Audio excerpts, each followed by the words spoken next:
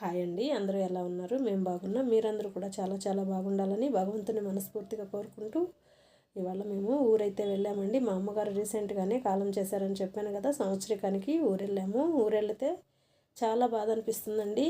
ఊరు వస్తున్నాము అంటే కళ్ళు కాయలు కాసేలాగా మన పేరెంట్స్ ఎవరైనా కానీ ఎదురు చూస్తూ ఉంటారు కదా, అలాంటి వాళ్ళు లేరు అని తెలిసినప్పుడు గుండె రాయి అయిపోతుందండి. ఇలాంటి పరిస్థితి ఎవరికి రాకూడదు అని అనుకుంటాను. చాలా బాధేస్తుందండి. అక్కడ చూస్తే అమ్మ తిరగాడిన చోటు, అమ్మ కట్టుకున్న ఇల్లు, ప్రతి క్షణము అమ్మ ఈ ప్లేస్లోనే తిరగాడి ఇక్కడే ఉన్నారు.